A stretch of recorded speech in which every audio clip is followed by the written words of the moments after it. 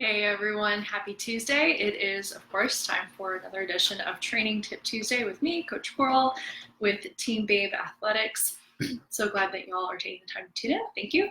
So today we're going to be talking about open water swim drills, and this is going to be a high-level overview for some key skills that you should be working on or refining or developing to become a very proficient open water swimmer. First, as always, of course, we have a couple of announcements. Today's race kudos for racing this past weekend. Shout out to Maisie Mahoney. Maisie is a Team Babe athlete, of course. She raced the White Mountains White Mountains Olympic distance try and had a wonderful day in preparation for the Whistler 70.3, her first half Ironman here in just over a month. So Maisie, congratulations. Hope you're enjoying your recovery days before digging back into training here in a little bit. Also, as some of you may know, Coach Ray and I are going to be launching and hosting a 12-week sprint triathlon training program, and the launch date is July 15th, so there's still a couple more weeks to sign up before we kick things off.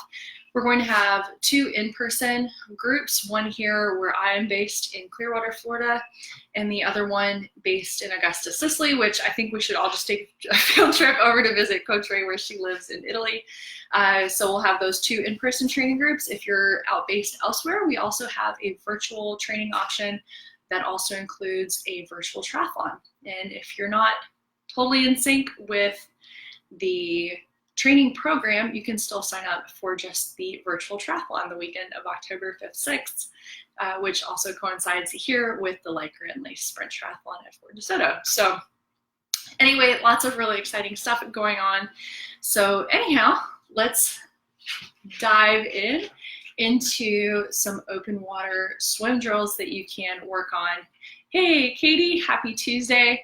So we're diving into some open water swim drills that you can work on, mostly in the pool, but of course also hone in open water. So the first one that is pretty specific to an open water swim practice scenario is your entry and exit. Certainly, you are more than welcome in a race scenario to take your time, wade in. That's especially a great approach if you're trying to keep your heart rate down. But if you're looking to get a bit more competitive edge, you want to work on your technique with high knees, getting into the water, and then your dolphin dives.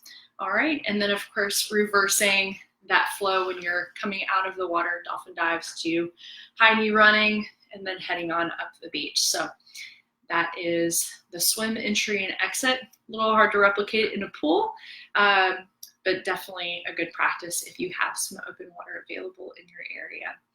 All right, so the next one, sighting. You can work on this in a pool, and we've covered this in a couple other videos. And also did want to mention that some of you know Coach Leo Briseno. He and I, so Team Babe and EMC Squared Tri-Coaching collaboration, we're going to be hosting an open water swim clinic here near Clearwater on, I think, July 28th. And we'll be working in depth on all of these skills. So if you want more information and how-to technique, definitely come by and join us that Sunday. So working on your sighting, to make sure you know where you're going. You can do this in the pool, certainly by sighting the end of your lane, or if you're in the water, sighting some land features around you. So that's a good tip. Also, you want to be working on direction changes and turning around the buoy. Oftentimes when we're in, hey, Cecilia, welcome. So when we're in open water and swimming a race course, more often than not, you're going to have to make at least two turns if you're going along the shoreline. If you're out in the middle of a body of water, maybe swimming a triangle course. We've even seen some M-dot shaped swim courses here in Central Florida. Got to get creative to get that space in. But you're going to definitely need to be able to maneuver and navigate in the open water. So working on your direction changes, there are a bunch of different techniques that you can utilize. So if you're being coached or you have friends who you train with, definitely ask them. Everybody's got a little bit different way of doing it, and but it's a good skill to have for sure.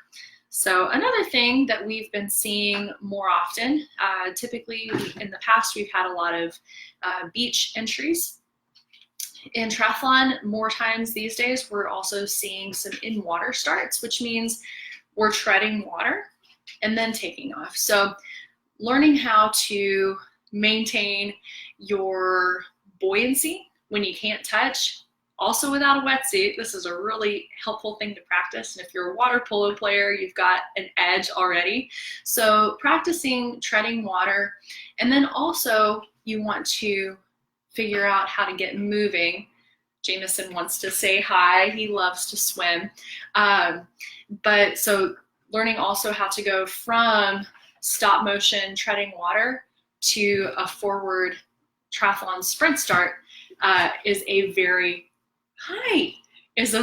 helpful skill to have as well for some of those different swim starts. All right, we're gonna talk to our team, okay? There you go. All right. So just a few more things that we want to be looking at. Sometimes if you're in the thick of a group, or if unfortunately you get a little bit too close to your neighbor and they bump into you, you may wind up losing your goggles.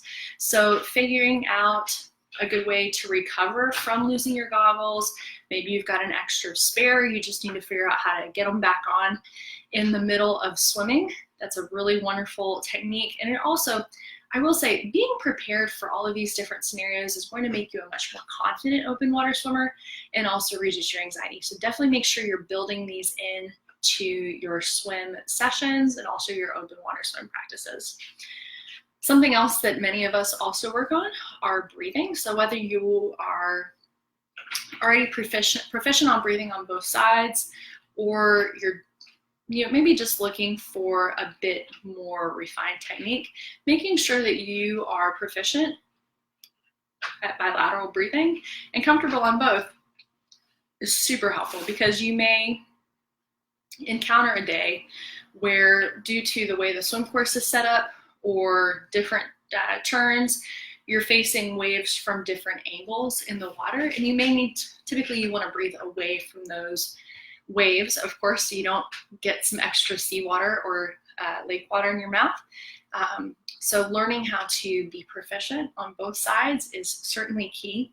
And then finally, and this is something that we may not think of so readily offhand, is being accustomed to pace changes in a swim. So oftentimes when we are doing an open water swim start, and this is true of any race, of course, that with the adrenaline, you gun out a little quicker than maybe your steady pace is. So building into, and this can be, of course, open water swim practices or in the pool, building into your swim sets some surge, what I call surge and settles, to help you get acclimatized to that higher heart rate, and then settling in and finding your groove again multiple times over is a very key swim session to have in your race preparation tool bag. So we've talked about water entry and exit, sighting, buoy and direction turns and changes, water treading, recovery swims. So also practicing different strokes if you need to just get a little bit of a pause. We're talking about contingencies for losing your goggles, different types of breathing patterns, and then finally becoming accustomed to changes in pace and heart rate. So that is the very high level overview. Unfortunately, diving deep into these would take far longer than simply what time is allotted for a Training Tip Tuesday. But like I said, if you are in the Clearwater area, don't hesitate to join us for the July 28th Open Water Swim Clinic. It is great for beginners all the way through advanced level swimmers. Lots of things that you can be working on and honing. And then also we've got some fun updates since we are at the very final week of June, hard to believe, but just some teasers for what's coming up in the next month of July. We do have some cycling fans here, so of course you know that this is the month of the Tour de France. So for our team group, we're going to be hosting a Tour de Babe that coincides with the Tour de France. So there's a really fun challenge. If you're not part of the group, please come on and join the fun. It's going to be a blast. We'll also have some Babe Bling that will be awarded to those who participate. And then also, of course, we are kicking off, as I mentioned earlier, our Sprint Tri training group. So if you are in the Clearwater area or based in Sicily, or you're remote, there is an option for everyone. So we'd love to have you all join. The more the merrier, and please feel free to invite anyone who may be interested, either in just rocking out or perhaps trying a Sprint Tri for the first time. So as always, if you have any questions on what we've covered today or anything else in the realm of swim, bike, run, endurance, specialties, we are always happy to help you. And we wish you a wonderful Tuesday.